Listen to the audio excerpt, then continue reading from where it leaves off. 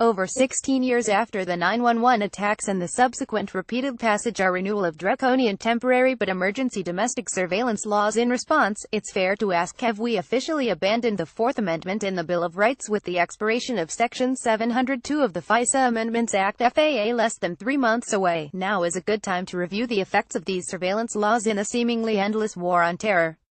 But first, a quick recap of America's embrace of mass surveillance in the post-9/11 era. Within 6 weeks of the terrorist attacks in 2001, and with virtually no serious debate, Congress passed the behemoth Patriot Act. The law created vast new government surveillance powers that abandoned the Fourth Amendment's across-the-board probable cause warrant requirement. In an October 11, 2001 speech discussing the Senate version of the legislation, Sen. Dianne Feinstein D. Califf assured terrified civil libertarians that the Patriot Act's 5-year sunset clause governing 15 of the bill's provisions would serve as a valuable check on the potential abuse of the new powers granted in the bill. Unbeknownst to the public and most members of Congress, the Bush administration allowed key authorities of the Patriot Act to be abused, a fact only brought to light in 2013 by Edward Snowden's revelations of mass telephone surveillance conducted under Section 215 of the Patriot Act. Section 215 is one of the 15 temporary provisions that has been renewed repeatedly since 2001, making a mockery of Feinstein's assurance that the sunset provision would act as a check on any abuse of the law. Today, 12 of those 15 temporary and emergency surveillance measures are permanent law. Thanks to another document made public by Snowden, we know that 3 days after the 9/11 attacks, FENSA Director Michael Hayden initiated a secret warrantless surveillance program encompassing Americans in contact with anyone in Afghanistan. Over the ensuing weeks, it would become a multi-pronged warrantless spying effort codenamed Stellar Wind. After the New York Times revealed this unconstitutional surveillance in December 2005, thanks to the help of a whistleblower at the Justice Department, the Congress and the Bush administration spent the next 2 years trying to make the illegal surveillance legal.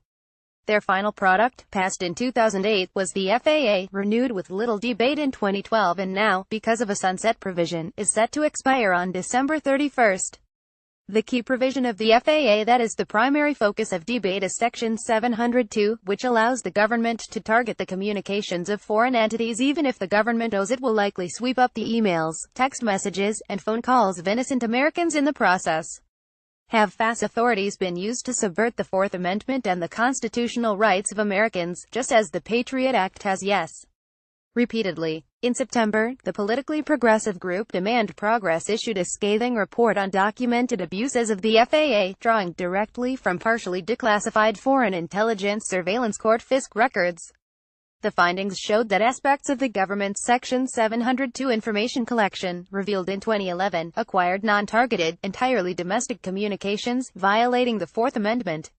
Indeed, the FISC found that the NSA engaged for 12 years in types of surveillance that FISC would eventually deem unlawful, with NSA only ceasing the violations under repeated, but ultimately empty, threats of criminal sanctions.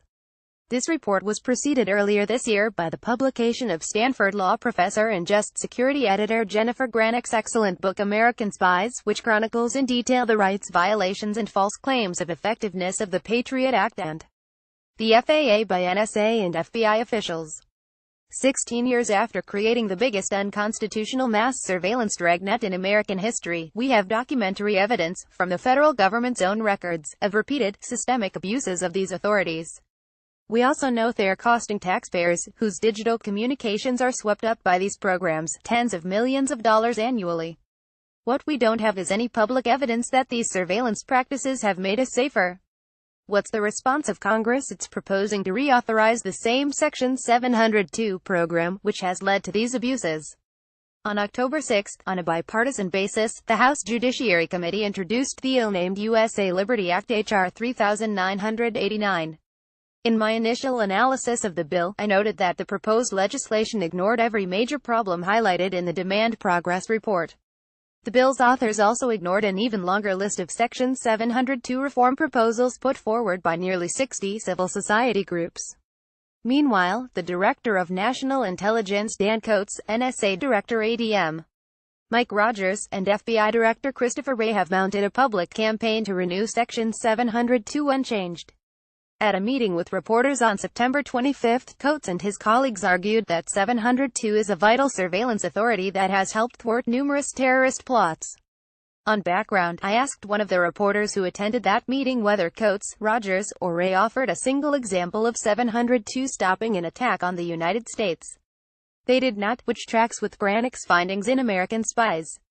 Despite the lack of public, independently confirmed evidence that 702 has prevented terrorist attacks on America, Coates, Rogers, and Ray are winning the argument that 702 should remain the law of the land. If you think about it, the indifference of the House Judiciary Committee leadership to these proposals is not terribly surprising. The overwhelming majority of the groups calling for changes to a surveillance law that should never have existed have no political power. Unlike the National Rifle Association, they operate no political action committee or similar electoral vehicle that could be used to strike fear into House or Senate members who dare to put forward such proposals. Thus, House and Senate members know that they can safely ignore these groups, no matter how many press releases, Facebook posts, or completely fact-based reports about surveillance abuses they churn out, just as they have ignored these same groups for nearly 20 years as Congress has passed or reauthorized laws that, bit by bit, have eviscerated the Fourth Amendment. My prediction, absent another Snowden-like revelation, Section 702 of the FAA will be reauthorized largely without change, and any changes will be cosmetic, and almost certainly abused. Whether it has a sunset provision or not is now politically and practically meaningless. After this latest assault on the Bill of Rights has been signed into law by President Donald Trump later this year or early next, opponents will have one more, and probably final, chance to roll back the damage already done when the 3 remaining Patriot Act provisions subject to sunset come due at the end of 2019. Unless the privacy and civil liberties community revamps its entire approach and structure for advocacy on these issues, the long, slow goodbye to the Fourth Amendment will come to an end just before Christmas in 2019. Image the NSA's headquarters in Fort Meade, Maryland, GD.